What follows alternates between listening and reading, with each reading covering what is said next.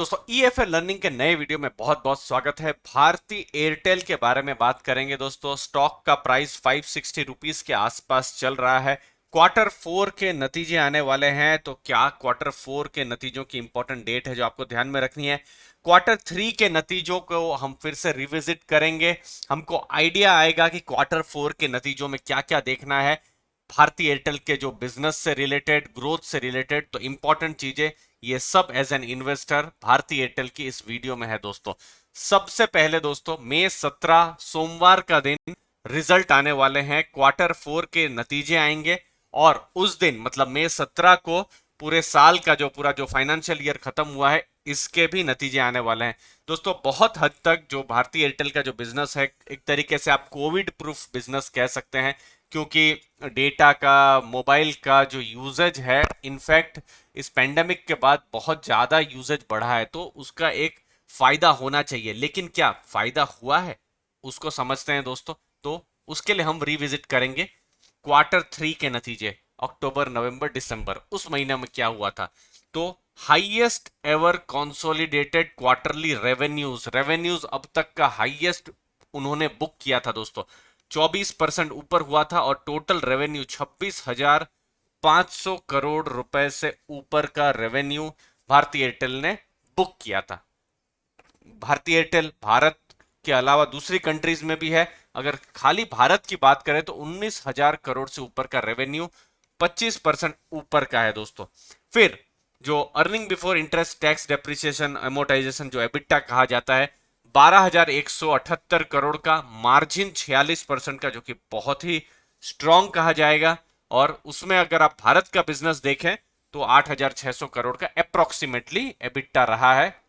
मतलब मेन भारतीय एयरटेल के जो बिजनेस है वहां पर इंडिया का बहुत बड़ा योगदान है, वो हमको यहां से इन रिजल्ट से समझ में आ रहा है। और मेन बिजनेस उनका इंडिया में ही है। और क्या क्या रहा है खास देखिए, पूरा आप देखिए, नंबर छोटा नहीं है। 1.29 करोड़ इतने कस्टमर, 4G कस्टमर ऐड किए थे इस क्वार्टर में। और अगर आप यहां पर देखें तो 16.5 करोड़ कस्टमर ये 4G कस्टमर है। अगर आप ओवरऑल कस्टमर देखेंगे तो 32-33 करोड़ कस्टमर से ऊपर है। और देखिए भारतीय एयरटेल इसीलिए भी इंटरेस्टिंग हो जाता है क्योंकि जैसे ही रिलायंस जियो आया था उससे पहले आप देखिए 8-10 दूसरी भी कंपनियां थी, लेकिन बहुत ज्यादा कंपनियां बच नहीं पाई, सिर्फ भारतीय एयरटेल बचा, वोडाफोन आइडिया बचा। वोडाफोन आइडिया अभी भी बहुत सारे स्ट्रेस में है।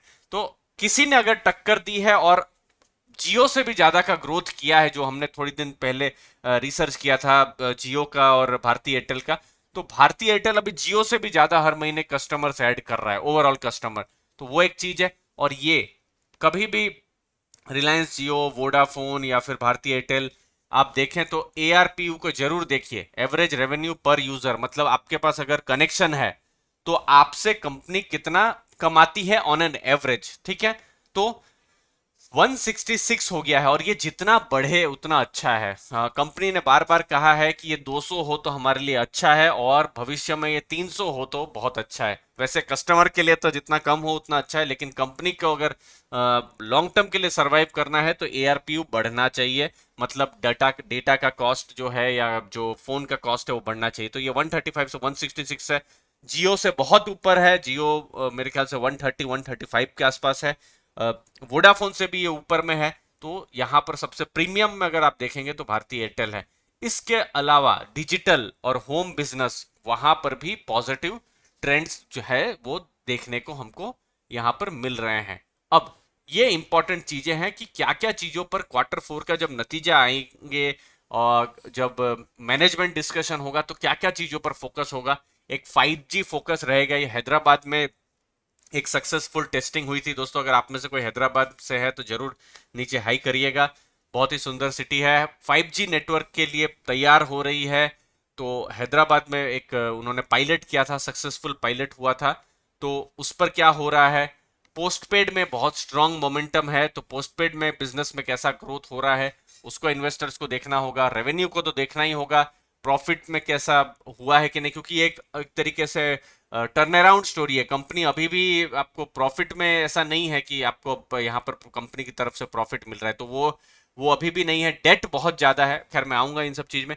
एयरटेल आईक्यू बड़े कस्टमर्स, बड़े इंटरप्राइजेस, बड़े बैंक्स कस तो उनके लिए एयरटेल आईक्यू उन्होंने लॉन्च किया हुआ है, पूरी सर्विस, पूरी एक कंपनी के लिए सर्विस। तो वहां पर क्या रहा है, लगभग 45 कस्टमर्स थे क्वार्टर 3 के समय। तो ये 45 से कितने बढ़े हैं, यहाँ पर क्या मैनेजमेंट की कमेंट्री है, हमको बहुत कुछ समझ में आने वाला है। अमेजन प्राइम के साथ पार्टनरशिप भी है दोस्तों, यहाँ पर अमेजन प्राइम और जो एयरटेल के जो सब्सक्राइबर्स है वहाँ पर बिल्कुल कमेंट कर सकते हैं, लाइक कर सकते हैं अगर ये न्यूज़ को आप प्रैक्टिकली अपनी लाइफ में देख रहे हैं तो। प्राइस हाइक कितना रहेगा, क्या रहेगा या नहीं रहेगा, एआरपीयू क्या बढ़ा है, ये तो जरूर देखना है। 166 से कितना बढ़ा है, अगर ये बढ़ेगा तो फिर तो एक तरीके से पॉजिटिवली इसको शायद मार्केट को लेना चाहिए। बाकी इंडिया में free cash flow positive business है, लेकिन भारतीय एयरटेल जैसे मैंने कहा प्रॉफिट में नहीं आई है उनके। और ऊपर से डेट इक्विटी ज्यादा है, 2 से ऊपर की डेट इक्विटी है, जो मैंने थोड़ी देर पहले देखा था रिसर्च के टाइम में। तो डी लेवरेजिंग के क्या प्लान्स है, क्या डी लेवरेजिंग हो रही है, वो किस हिसाब से हो रही है, तो उसको हमको समझना पड़ेगा। क्या मैनेजमेंट की कमेंट्री है, उसको हम जानेंगे। डी लेवरेजिंग के प्लान, उसको हमको ध्यान में देना है। उसके अलावा प्रॉफिटेबिलिटी पर किस हिसाब से ग्रोथ होगा, एआरपीयू, तो ये सब चीजों पर हमको आइडिया मिलेगा। मई 17 सोमवार का दिन है जब भारतीय एयरटेल के क्वार्टर 4 के नतीजे आएंगे और पूरे फाइनेंशियल ईयर का नतीजा आएगा। तो दोस्तों मुझे उम्मीद है आपको वैल्यू मिली होगी। दोस्तों वीडियो अच्छा लगा तो जरूर लाइक शेयर सब्सक्राइब कीजिएगा। डीमैट अकाउंट अभी भी ओपन आपने नहीं किया है तो नीचे दी गई लिंक से आप ओपन कर सकते हैं। आपके टाइम के लिए बहुत बहुत धन्यवाद। थैंक यू वेरी मच दोस्तों।